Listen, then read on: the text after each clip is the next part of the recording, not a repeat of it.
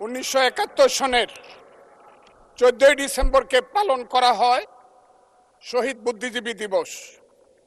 সেই মুনির চৌধুরী, আব্দুল আলিম চৌধুরী, শহীদুল্লাহ কায়সার থেকে ধরে শত শত বুদ্ধিজীবীকে যারা হত্যা করেছিল তাদেরকে বলা হয় আলবদর। এবং সেই আলবদর বাহিনী কার ছিল আপনারা জানেন। আমি খুব দুর্ভাগ্য, প্রথম দিন কিন্তু মাননীয় স্পিকার আপনি জানেন এইখানে কোনো বাতি ছিল না, আমি কিছু শুনতে পারি নাই। এই হাউজে প্রস্তাব হয়েছে তাদের ব্যাপারও শোক প্রস্তাব হয়েছে। আমি একা হইলেও এটা প্রতিবাদ করতাম, কিন্তু যেহেতু আমার দল এটা করছে আমি চুপ করেছিলাম। আমার কথাটা খুব ক্লিয়ার। কিন্তু এই সংসদ সম্পর্কে আজকে না হলো কালকে না হলো পরশু, না হলে ইতিহাসে ভুল বার্তা যাবে যদি আমরা যুদ্ধ অপরাধের ব্যাপারে আমরা শোক প্রস্তাব নেই। আমার আরেকটা কথা মিলন, পুলিশের ব্যাপারে যে ইনডেমনিটি দেওয়া হয়েছে, সেই পুলিশ 5ই আগস্ট পর্যন্ত একরকম, কিন্তু 5ই আগস্টের পরে যেমন আমি মুক্তিযোদ্ধা কমান্ডার ছিলাম, আপনি বীর বিক্রম ছিলেন, 16ই ডিসেম্বরের পরে শত শত রাজাকার আমার কাছে আত্মসমর্পণ করছে। আমি কাউকে হত্যা করে নেই, সবাইকে জেলে পাঠিয়ে দিয়েছি, তার বিচার হোক।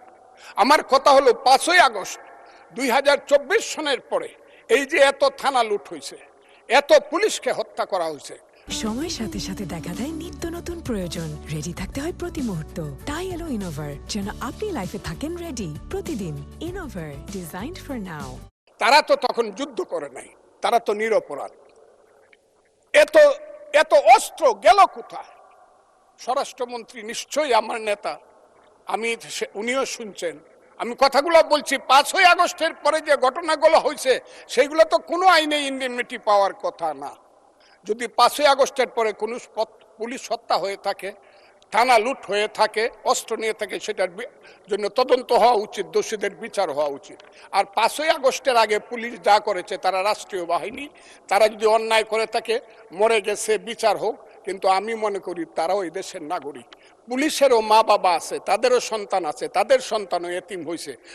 রাষ্ট্র তাদের কাছে গিয়ে বলা উচিত, তোমার সন্তান যেভাবেই নিহত হয়ে থাক, আমরা তোমাদেরকে দেখব। আমার পুলিশের এই আইনটার ব্যাপারে হলো আমার এই কথা। আমি আজকে এই হাউজে দাঁড়িয়ে সর্বশেষ কথাটি বলবো।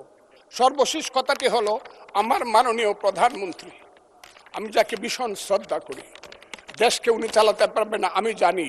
দিনের পর দিন, মাসের পর মাস, যতই বাহিরে বাহিরে চক্রান্ত হোক, ভিতরে কিন্তু যতই ভালো মানুষ দেখাক, যতই এখানে বিএনপির বিরুদ্ধে দাঁড়াবার চেষ্টা করুক, এটা হবে না।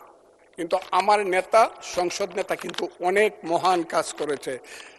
78 জনকে 222 জনের সমান সমান ভাগ দেয়া কমিটি করেছে। আমি আমার নেতাকে বলবো, শেষ করেন মাননীয় সদস্য, শেষ করেন। তার মা কিন্তু একসাথে দুধ খাইছে, কিন্তু সিরাজউদ্দৌলা আর মোহাম্মদী বেগ কিন্তু এক না। মোহাম্মদী বেগ কিন্তু সিরাজউদ্দৌলাকে হত্যা করেছিল। এই কথাটি বলেই আপনাকে ধন্যবাদ জানিয়ে আমার বক্তব্য শেষ।